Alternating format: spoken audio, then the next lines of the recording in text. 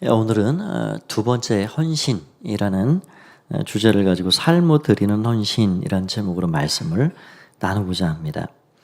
우리는 지난 시간 우리가 헌신해야 할 이유와 근거가 어디 있는가를 생각했습니다. 우리가 헌신해야 할 이유가 무엇입니까? 우리 주님이 우리의 삶에 자비하심을 나타내 주셨기 때문입니다.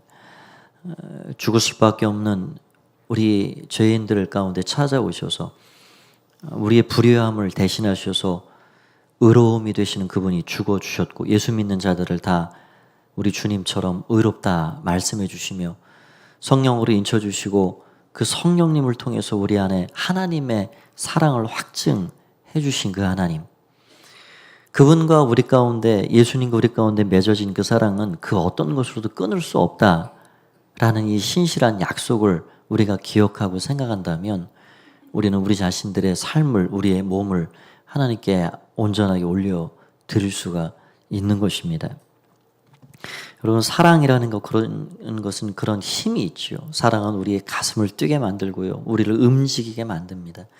사람은 먼 거리라도 단숨에 달려가게끔 만드는 것이 사랑입니다. 힘들고 고단하고 어려운 일도 사랑하면, 애착을 갖고 사랑하면 어디선가 모르게 힘과 에너지가 생기면서 못할 일도 감당해 나가는 그런 것들을 우리는 삶 속에 경험하게 됩니다.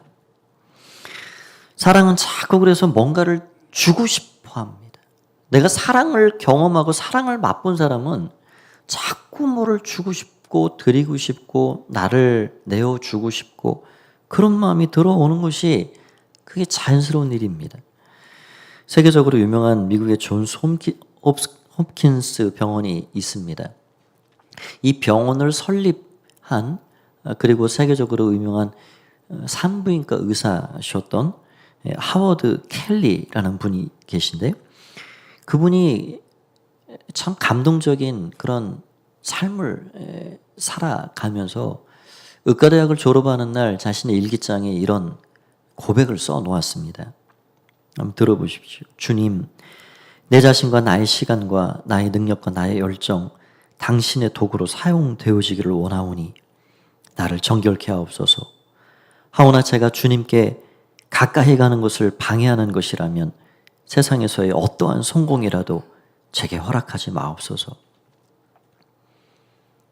성공이 나를 눈멀게 하고 내 마음을 부요하게 하고 나를 하나님과의 관계에서 멀어지게 만든다 그러면 저는 어떤 성공도 원치 않습니다. 하나님, 제 마음, 제 시간, 제 열정, 제 가진 모든 재능 다 주님이 원하시는 주의 도구로만 사용해 주십시오. 그 하나님의 은혜와 사랑을 깨달은 이의 고백입니다. 그런 이 켈리의 일기에 써있는 이 고백을 누군가 또 보았습니다. 로제티라고 하는 사람이 다시 그런 고백을 드렸습니다. 주님, 당신께 무엇을 드릴 수 있을까요? 나는 가난합니다. 내가 목자라면 어린 양 한 마리를 선뜻 내드릴 텐데, 내가 박사라면 내 본분을 다할 텐데, 그러나 내가 주님께 무엇을 드릴 수 있을까요? 내 빈 마음을 드립니다. 가진 것, 그것이 양 한 마리라 할지라도 내가 목자라면 그것을 드리고 싶고, 내가 가진 것이 지식이라면 그 지식을 주님께 아름답게 쓰여지도록 드리고 싶고, 그러나 주님, 저는 가진 것이 편편치 못합니다. 주님, 제 마음을 받아주십시오. 그런 아름다운 고백을 볼 수가 있습니다. 하나님의 자비하심을 경험하고 맛본 사람, 그런 사람들은 기꺼이 나 자신의 삶을 올려드릴 수가 있는 것입니다. 그래서 오늘 성경은 우리에게 뭐라고 말씀합니까? 너의 몸을 하나님께 드리라, 제물처럼 드리라 말씀하고 있습니다. 오늘 읽은 본문 1절을 다시 한번 보겠습니다. 우리 같이 한번 읽어보겠습니다. 시작. 그러므로 형제들아, 내가 하나님의 모든 자비하심으로 너희를 권하노니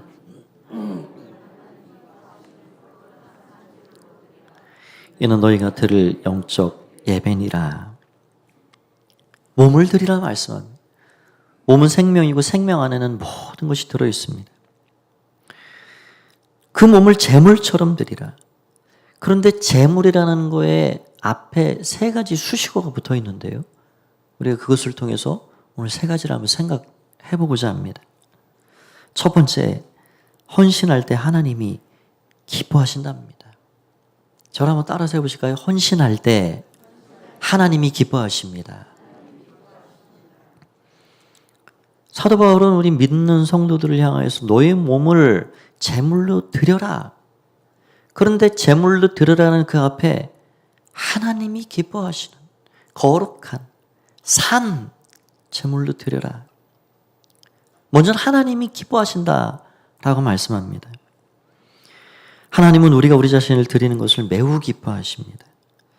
여러분, 헌신은 어떨 때 빛나고 어떨 때 아름다울까요? 헌신은 자원함으로, 기꺼움으로, 감사함으로 드릴 때 그 헌신은 가장 빛나고 아름다워지는 것입니다. 어제 토요일 새벽 우리가 올삭 유월을 예배하며 드리게 됐는데요. 어제 생명의 산 말씀 본문이 디도서 3장이었습니다. 거기 3장 3절에서 8절까지의 말씀을 보면 정말 또 보고 다시 보고 저도 다시 한번 봤어요. 참 그렇구나. 사도 바울이 8절에 가면요. 이 말이 미쁘도다. 얼마나 하나님이 베푸신 은혜에 감격하고 감동하고 그렇게 탄송을 쏟아내는지. 이 말이 미쁩니다. 이 말이 진실합니다. 이 말이 진실로 참됩니다. 바울은요, 성도들을 향해서 교회에 편지를 쓰는 서신서들을 보면 감동을 많이 합니다. 어떤 편지를 보면은 주께 선택받아 사도된 나 바울은 하면서 점점점 그런 것도 있어요. 더 이상 글이 나가지 않는 거예요. 너무 감동되어서 눈물이 그 편지에 떨어지고. 여러분, 감동하면 우리의 모든 고난도 어려움도 이겨나가는 줄 믿습니다. 우리가 무엇에 감동하고 살아야 될까요? 하나님의 자비하심. 그레데 같은 우리의 형편없는 삶에 찾아오셔서 우리를 거듭나게 하시고 성령을 주시고 성령을 더 풍성히 주시고 우리가 하여금 영생의 소망을 주시고 그 하나님 나라 상속자가 되어 살게 하신 은혜, 그 은혜를 생각해 보니 감동하지 않을 수 없어, 감격하지 않을 수 없었던 것입니다. 여러분, 그래서 사도 바울의 삶을, 일생을 우리가 살펴보면 그가 등 떠밀려서 그렇게 오지 선교지를 향하여 다닌 것이 아닙니다. 배가 파손하고 굶어가면서 잠을 못 자면서 돌에 맞아가면서 채찍질을 당하면서까지라도 그렇게 다니고 또 걸어가고 주의 교회를 세우고자 했던 것은 바로 그 주님이 내 삶에 찾아오셔서 베푸신 은혜가 너무 커서 너무 감격스러워서 그래서 기꺼움으로 드린 것입니다. 여러분, 헌신은 그런 것입니다. 우리는 헌신을 생각할 때 가끔 그렇게 착각하고 살아갑니다. 헌신한다. 아이고, 하나님이 나에게 헌신한다. 헌신해라 말씀하시는 게 너무 무겁고 부담스럽게 생각이 되는 거예요. 그러면 내 일상의 모든 것들을 다 포기하라 그러시는 건가? 내 이 행복마저도 빼앗으려 그러시나? 내 하는 이 작은 것들 다 내려놓고 그렇게 십자가만 바라보고 그렇게 눈물로 주님을 따라가라 그러시나? 여러분, 아닙니다. 헌신은 그런 것이 아닙니다. 하나님은 그런 헌신을 기뻐 받으실 수도 없습니다. 여러분, 사람과의 관계에서 억지스럽게 한번 해보십시오. 억지스러운 거는 봐줄 수가 없어요. 억지는 편하지 않습니다. 억지로 하기도 어렵지만 억지로 하는 그것을 어떻게 기쁘게 받을 수 있나요? 등 떠밀려서 마지못해 체면으로 그렇게 하는 것은 사람과의 관계 가운데도 자연스럽지 않을 뿐더러 하나님은 그런 억지의 헌신을 기쁘게 받으실 수가 없는 거예요. 헌신은 기쁜 일입니다. 하나님의 자비와 하나님의 은혜와 사랑을 깨달은 사람에게는 헌신은 기쁜 거예요. 초대교회 성도들의 삶을 보십시오. 그들은 기쁜 마음으로 순전한 마음으로 떡을 떼고 자기의 집을 열어서 오픈해서 음식을 함께 나누고 떡을 먹으며 찬미하고 예배하면서 내 것을 내 것이라 말하지 않고 서로 공유하고 그렇게 하나님 앞에 예배하는 공동체였습니다. 그런 삶이 억지로 그 한 가지라도 가능할까요? 가능하지 않습니다. 주님께로부터 받은 은혜가 너무 감격스럽고 너무 커서 스스로의 마음을 열고 스스로의 집을 열고 오십시오. 누구나 오십시오. 우리 함께 기쁨의 찬미를 올려드리고 함께 떡을 떼고 주님 예배합시다. 주님을 기꺼움으로 감사함으로 자원함으로 하나님 섬기는 우리의 삶이 되기를 원합니다. 그게 하나님 기뻐 받으실 만한 일인 거죠. 하나님 앞에 그렇게 자원함으로 하나님 앞에 자신의 삶을 맡기고 살아가는 그 삶을 하나님이 얼마나 기뻐하시는지. 스바냐서 3장 17절 말씀, 우리 잘 아는 말씀입니다. 찬송으로도 드리지요. 우리 같이 한번 이 말씀 읽어보겠습니다. 시작. 너의 하나님 여호와가 너희 가운데 계시니 그는 구원을 베푸실 전능자이시라. 그가 너로 말미암아 기쁨을 이기지 못하시며 너를 잠잠히 사랑하시며 너로 말미암아 즐거이 부르며 기뻐하시리라 하리라. 하나님이 얼마나 기쁘신지 마음이 흡족하신 거예요. 내가 기쁘다. 내 마음이 좋다. 하나님이 얼마나 기쁨이 그냥 주체를 못하실 정도로 내가 기쁨을 이기지 못하리라. 너희가 내게만 돌아와. 내 앞에서만 살아봐. 말씀 위에서만 살아봐. 내가 얼마나 너희를 복주고 또 복주고 너희를 사랑하는지 너희가 알 거야. 그런 하나님의 은혜와 사랑이 있음에도 불구하고 끊임없이 하나님 떠나 살아가는 죄 빠진 인생을 하나님이 얼마나 애태우시는 마음으로 말씀하시는지 내가 너희를 이만큼 기뻐한다 말씀하고 있는 겁니다. 여러분, 우리가 세상을 살아가면서 우리가 아무에게나 헌신한다고 어디 가서 헌신한다고 했을 때 그거를 다 기쁘게 받아주는 것이 아닙니다. 우리가 누군가 내가 원하는 사람에게 내가 이제부터는 당신에게 헌신하겠습니다 라고 하면 정말 감격스러워하고 기뻐하고 그럴 만한 사람이 얼마나 될까요? 내가 평소에 들어가고 싶은 회사 사장님, 회장님을 어렵게 만나가지고 회장님, 제가 이제부터 회장님의 회사를 위해 이 한 몸 월급도 한 푼도 안 받고 헌신하기로 작정했습니다 하면은 아유 그러십니까? 이력서 먼저 한번 내보시죠. 그럴 만한 분이 얼마나 있을까요? 우리가 나라를 위해서 한번 제 몸을 헌신하겠습니다. 청와대를 찾아가 국회를 찾아가서 제가 이 나라를 위해 이 청와대에 헌신하겠습니다. 그러면 아이고 환영합니다. 문을 열고 맞아들일 사람이 얼마나 있을까요? 여러분 문 열기 전에 병원부터 갔다 오라고 그럴 겁니다. 여기 이 땅에는요 우리가 헌신한다고 그걸 순수하게 받아들일 만한 사람이 많지 않습니다.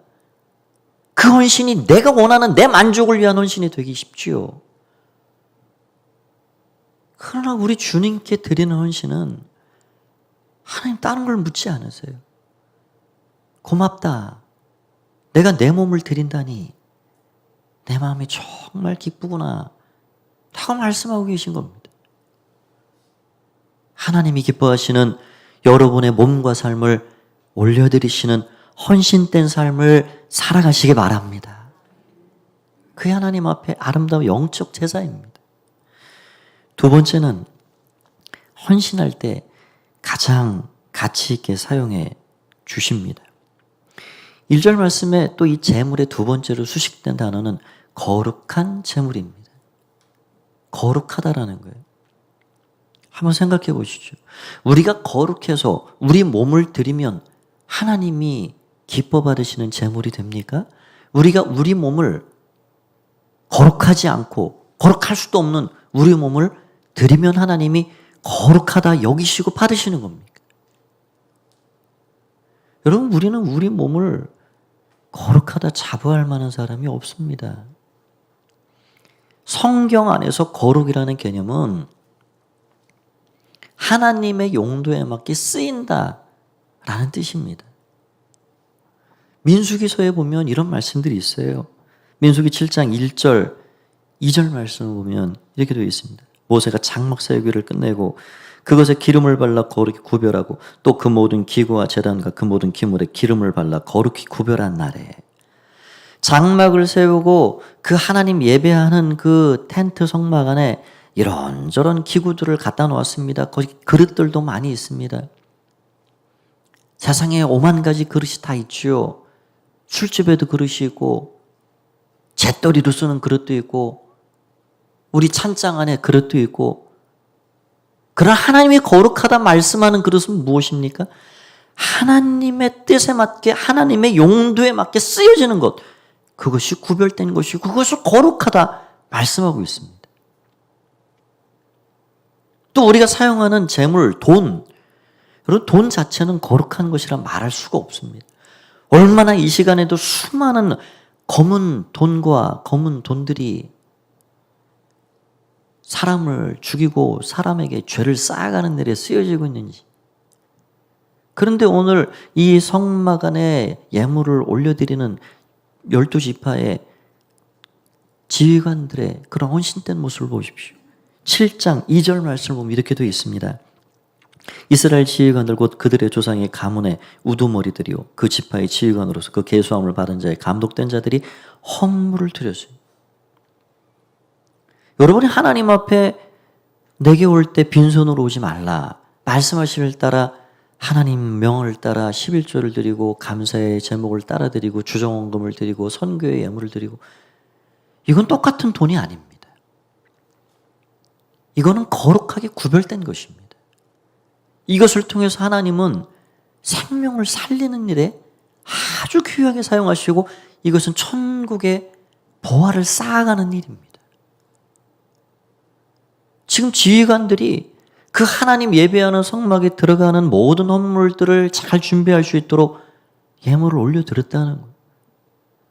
그릇만이 아니고 재물만이 아니고 사람도 그렇습니다. 3장 3절 말씀을 보면 또 이렇게 말씀합니다. 이는 아론의 아들들의 이름이며 그들은 기름 부음을 받고 거룩하게 구별되어 제사장 직분을 위임받은 제사장들이라. 우리가 세상의 세속에 우리의 몸을 내드리면 그거는 세속적인 몸이 됩니다. 우리가 그러나 하나님이 사용하시는 일에 하나님의 용도에 맞게 하나님 제 몸을 사용해 주십시오라고 내어드리면 그 몸은 거룩하게 구별되는 몸이 되는 것입니다. 그래서 성경은 우리에게 우리 몸을 의의 병기라 표현합니다. 여러분, 우리가 어떨 때에 우리 인생의 의미와 가치를 찾게 되나요? 우리는 우리의 삶을 살아가면서 가끔 탁탁 스쳐 지나가는 하나님의 부르심과 하나님의 말씀하심을 듣게 됩니다. 내 목적과 계획을 따라 성공이라는 목표를 따라서 분주하고 정신없이 달려가다가 어느 순간 그런 생각이 들어오지요. 내가 이렇게 사는 게 맞나? 내가 이렇게 일만 하다 가야 되나? 내가 이렇게 탐나도록 돈을 버는 목적이 과연 무엇인가? 여러분, 우리 인간이라는 존재는 하나님이 하나님의 형상을 담아 지어주셨기 때문에 하나님을 떠난 상태에서 제 아무리 온갖 좋은 사람들이 부러워할 만한 세상 것들을 다 가지고 채우고 그렇게 살아가도요, 순간의 만족은 누릴지 모르지만 온전한 만족을 누릴 수가 없습니다. 하나님 떠난 인생은 온갖 것을 다 가져도 허무할 뿐이에요. 그래서 순간 허무함을 느껴요. 하나님 모시지 않고 천국의 영원한 소망을 갖지 못한 사람들은 인생의 허무함을 느낍니다. 아무리 많이 가졌다 해도 인생 가운데 찾아오는 시시각각의 그 고통스러운 일들, 힘이 있고 돈이 있을 때는 사람들이 내 주변에 꼬여오더니 점점 힘이 빠지고 가진 게 사라지면 내 곁을 떠나가는, 등을 돌려버리는 사람들, 내 몸에 질병이 찾아오는 날이면 아무도 내 주변에 남아있지 않고 기댈 수 없는 이 무심하고 무정한 세상을 우리가 깨달으면 무력함과 허무함을 고백할 수밖에 없는 것이 우리 인생입니다. 그런 가운데 우리가 어떨 때 인생의 의미와 가치를 다시 되찾을 수 있을까요? 하나님이 저를 부르시고 하나님이 이 세상에 저를 보내신 목적이 과연 무엇입니까? 저 자신의 삶을 부족하나마 올려드립니다. 주님의 뜻에 맞게, 주님의 용도에 맞게 저를 구별하여 주셔서 하나님의 도구로만 사용해 주십시오. 그것을 깨닫고 그 확신이 들어올 때, 이게 인생을 사는 거구나. 거기에서 참 기쁨과 보람을 느끼게 되는 거예요. 제 삶을 저도 돌아보면 얼마나 감사하고 얼마나 은혜를 고백하지 않을 수 없게 되는지. 가끔 고향에 가면 어린 시절 그때만 해도 동네에 웬 그냥 친구들이, 동네 형들이, 누나들이, 동생들이 바글바글 했는지, 시골 마을에 그냥 산이 다 놀이터고 냇가에 물고기 잡아 매운탕 끓여 먹고, 제가 이렇게 가끔 가면은 이렇게 산도 한번 갔다 오고 어린 시절의 추억을 한번 밟아봅니다. 그러면 하나님께서 주신 그 은혜가 얼마나 큰가, 그게 새록새록 다시금 느껴져요. 하나님이 어떻게 이런 두메산골 깊은 골짜기에 있는 나를 아시고 나를 찾아오셨을까? 어떻게 형편없는 제 인생을 하나님이 나를 부르시고 날 여기까지 이끌어 주셨을까? 나에게 모든 건 내어주시고, 얘야, 너도 너의 삶을 내게 좀 맡기지 않을래? 내게 드리지 않을래? 말씀하시며 주님의 응답을 따라 이토록 살게 하셨을까? 그걸 생각하면 너무너무 감격스러운 거예요. 그 하나님의 은혜와 부르심이 너무 크고, 지금도 여전히 돌아보고 생각하면 주인의 손에 온전하게 마음껏 쓰시는 도구가 되지 못해 죄송스럽고, 그 두 가지 마음이 같이 들어와요. 저를 더 내어드리지 못해서, 저를 주님이 더 효율적으로, 더 기쁘게, 마음 편하게 쓰지 못해 저를 내어드리지 못해서 죄송할 뿐입니다. 그럼에도 감사합니다. 그런 두 가지 마음이 늘 찾아오면서 이 작은 몸을, 삶을 드렸더니 하나님께서 그래 고맙다, 그래 고맙다, 나의 뜻을 따라 내가 너를 쓸게 라고 말씀하시는 주님의 마음이 느껴집니다. 여러분, 우리 모두가 그런 은혜를 받고 살아가는 것입니다. 주님은 우리에게 그 몸을 주셨습니다. 몸을 주셨다는 것은 생명을 주신 것이고, 생명을 주셨다는 것은 그 안에 있는 모든 것을 다 주신 거예요. 그래서 주님은 우리에게 내가 남김없이 나의 몸을 너를 위해 주었으니 너도 나를 위해 내 몸을 좀 드리지 않을래? 라고 말씀하시는 거예요. 여러분, 주님은 그렇게 말씀하실 만하십니다. 우리 예수님은 그런 자격이 있으십니다. 여러분, 배우자에게 왜 당신 나한테 당신의 삶을 헌신 안 해? 라고 말할 수 있는 자격이 있을까요? 당신은 나를 위해 모든 것 주었어? 우리는 그렇게 말할 수 있는 자격이 못 됩니다. 그러나 우리 주님은 그렇게 말하실 수 있는 거예요. 내 너를 위해 이 몸을 주었건만 너 무엇하느냐? 내 너를 위해 날 희생했건만 넌 날 위해 무엇 주느냐? 라고 말하실 수 있는 겁니다. 우리 311장 우리 찬양을 한번 이 시간 드렸으면 좋겠습니다. 내 너를 위해 내 몸을 주건만. 우리 1절은 한번 여자 성도님들이 한번 고백해 보십시오. 2절은 남자 성도님들이, 그리고 4절은 다 같이 한번 찬양하겠습니다. 1절 우리 여자 성도님들이 한번 고백합니다. 내 너를 위하여. 내 너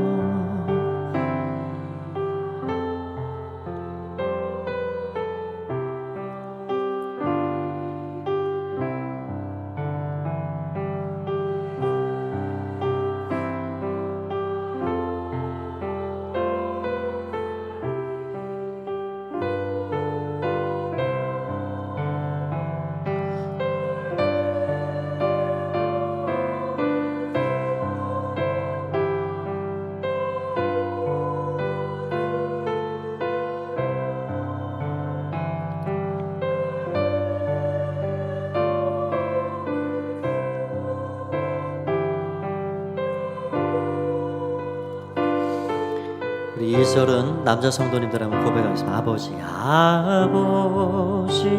보좌와 그 영광 떠나서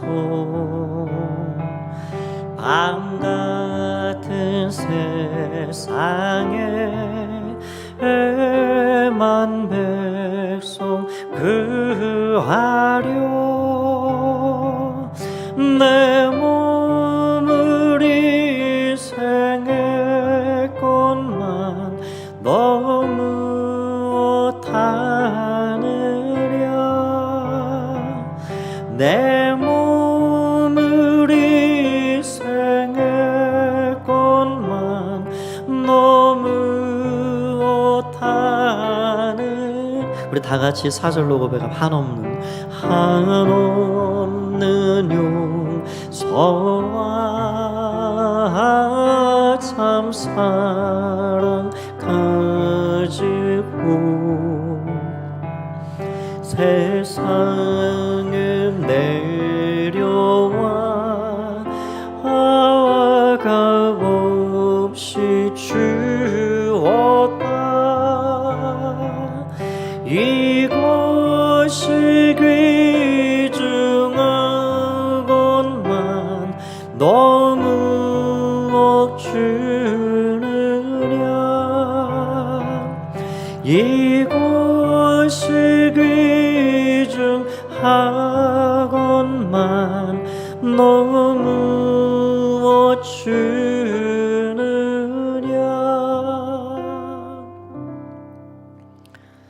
우리 주님 우리를 위해서 모든 것 남김없이 주셨기 때문에 우리는 우리 자신들의 삶을 내어 드릴 수가 있는 것입니다.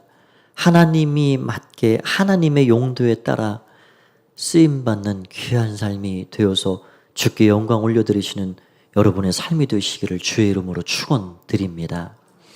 마지막 세 번째로는 헌신은 삶으로 드리는 것이라는 사실입니다. 여기 1절에 재물의 마지막 붙은 수식어는 산이라는 말입니다.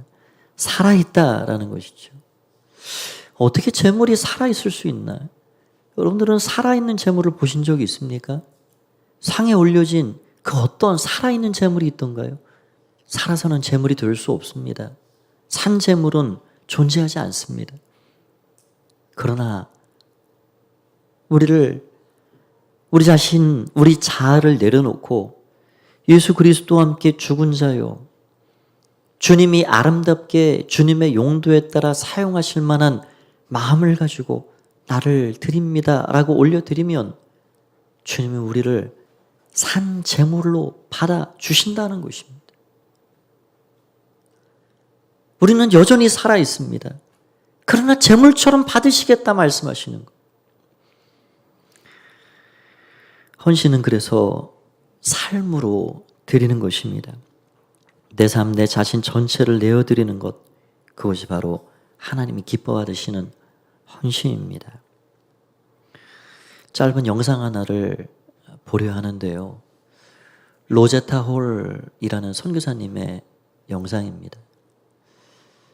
고려대학교 의과대학, 이대 의과대학, 이러한 대학병원들을 탄생시킨 초대 선교사님, 최초의 한국 여성 의사를 배출시킨 로제타 홀 선교사님, 그분이 1890년도에 이 평양 땅에 남편과 함께 들어와서 얼마나 큰 어려움과 고난을 겪었는지, 그럼에도 불구하고 하나님 앞에 자신의 삶을 끝까지 내어드렸던 그런 충성스러운 헌신된 그 삶을 통해서 우리가 누리는 결실과 혜택이 무엇인지 우리는 너무나도 뼛속 깊이 뼈저리게 알게 됩니다. 짧은 한 3분여짜리 영상인데 한번 같이 보도록 하겠습니다. 청일전쟁의 분수령이었던 평양 전투. 제임스 홀은 자신의 몸을 돌볼 틈도 없이 부상당한 환자들을 치료하며 복음을 전했습니다. 그의 마지막 죽음의 순간도 로제타의 일기 속에 남아 있습니다. 남편의 눈은 슬픈 듯 나를 바라보았고 띄엄띄엄 사랑한다고 말해주었다. 마지막으로 애써 나에게 하려던 말은 내가 평양에 간 것을 원망하지 말라는 것이었다. 제임스는 말했다. 나는 주님을 위해 기꺼이 평양에 갔고 그분께서 그 뜻을 다 헤아려 주실 거라고. 혹시 울음소리가 들릴까 싶어 안간힘을 쓰며 울음을 참아야 했다. 그러나 아무리 애를 써도 베개는 눈물로 젖었고 한 번도 하지 않았던 애원의 기도가 터져 나왔다.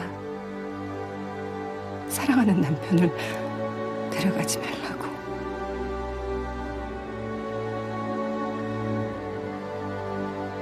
그의 선교 활동은 짧았지만 평양 선교의 개척자, 고아들의 친구로 불린 그의 헌신은 작지 않았습니다. 하나님을 향한 원망마저 허락하지 않은 그런 남편이 로제타의 곁을 떠났습니다. 눈물로 얼룩졌던 당시 일기장. 그러나 그 눈물이 마르지 않았습니다. 남편 죽음 후에 얻은 딸 이디스. 로제타에게 큰 위로가 되었던 딸마저 그의 곁에 오래 머물지 않았습니다. 겨우 5살. 풍토병으로 죽기 직전까지 엄마는 고열에 시달리는 딸의 상태를 일기에 기록했습니다. 체온 41도. 숨이 가쁘고 힘들어했다.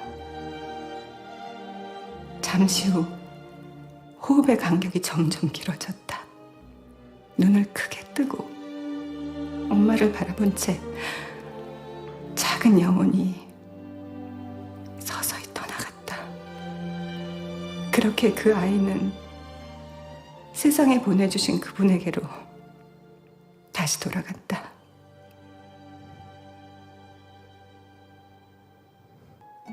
길을 모르니 나를 도와주소서. 자식마저 가슴에 묻고 참담했던 로제타의 마음이 일기 속에 선연합니다. 밤이 찾아오면 쓸쓸함도 함께 온다. 간절한 그리움이다. 제잘되던 어린 아이의 입맞춤과 작은 손이 없어진 지금 그 아이가 없는 삶은 너무도 힘겹다. 그러나 우리가 이해하지 못하는 다른 이유로 하나님께서는 그 아이를 데려가셨으리라. 신앙의 힘으로 선교의 길을 이어간 모자는 평양에 남편의 이름을 딴 기홀병원을 세웁니다.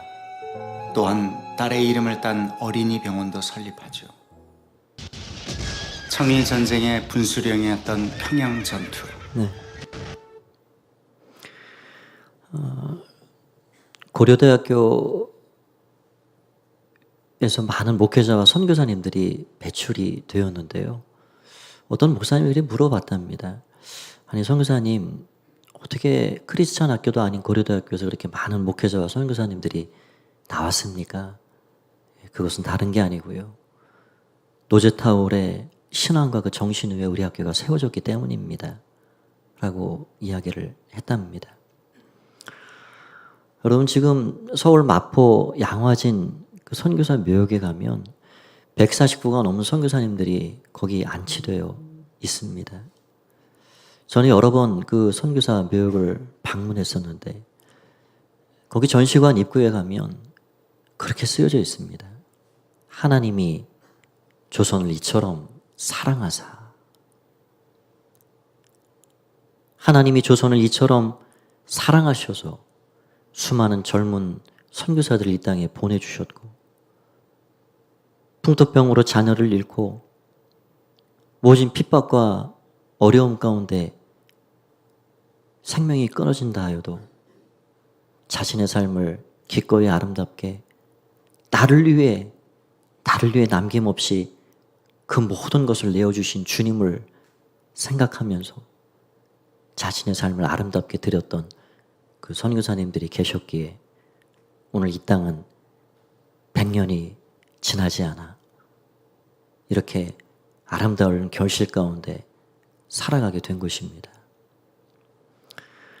오늘 우리가 우리 자신들 무엇에 맡기고 살아가야 할까요? 성공에 여러분의 삶을 맡기시겠습니까? 하나님이 나를 필요로 하다 말씀하실 때 저도 저에게 주님이 필요하지만 주님도 우리를 필요로 한다 말씀하십니다. 내가 너가 필요해. 내 삶을 내게 맡기고 살지 않을래 말씀하시는 그 주님의 음성을 따라서 우리의 삶을 더욱더 기쁨으로 감사함으로 내어드림으로 하나님의 영광을 드러낼 수 있는 가장 아름답고 복된 삶을 살아가야 하겠습니다. 오늘도 이 마음을 가지고 주 앞에 그렇게 살아가기를 결단하는 여러분들 모두가 되시길 주의 이름으로 간절히 축원드립니다. 오늘도 말씀을 주신 하나님께 한번 큰 영광의 박수를 올려드리겠습니다. 다 함께 자리에서 일어나셔서 우리 한번 옆에 계신 분들 인사 나누시겠습니다. 한 주간도 주를 위해 삽시다. 그렇게 한번 인사 나누실까요? 한 주간도 주를 위해 살아갑시다. 주님의 그 은혜 가운데 승리하는 한 주간이 되길 원합니다. 오늘 나의 모습 나의 소유 주님 앞에 드립니다. 우리 자신들을 드리는 마음으로 말씀 생각하며 고백하겠습니다. 나의 모습 나의 소유 주님 앞에 모두 드립니다. 모든 아픔 모든 눈물 내 모든 눈물 받아주소서. 어제 일과 내일 일도 어제 일과 내일 일도 꿈과 희망까지 꿈과 희망 모두 드립니다. 모든 소망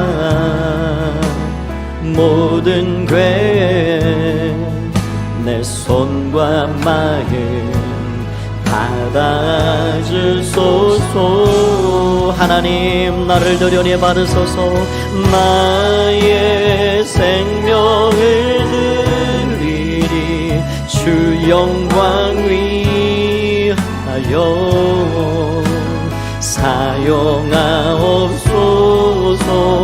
내가 사는 날 동안에 주를 찬양하며 기쁨의 제물 되리. 나를 받으소서. 나를 받아주. 우리 자신들을 드리는 마음으로 우리 두 손 들고 나의 생명을 드리니 주 영광 위하여 사용하옵소서. 내가 사는 날 동안에 주를 찬양하며 기쁨의 샘을 되리. 나를 받아주소. 나를 받아주소서. 나를 받아주소서. 우리 한번 한 주간의 삶을 맡기며 하나님 앞에 하나님 나를 사용해 주십시오. 부족하게 그지없는 지금도 주님의 손에 효율적이지 못하고 편안하지 못한 제 몸, 제 삶이지만 그러나 주님이 쓰실 곳에 주님이 쓰실 일이 있다면 주님 저를 드립니다. 저를 사용해 주십시오. 그렇게 우리의 삶을 올려드렸으면 좋겠습니다. 이러한 제목을 가지고 우리 주님의 이름 한번 부르고 합심해서 기도하겠습니다. 주여, 살아계신 주님을 찬양합니다. 오늘 우리의 자신을 드립니다. 오늘 우리의 모든 것들을 올려드립니다.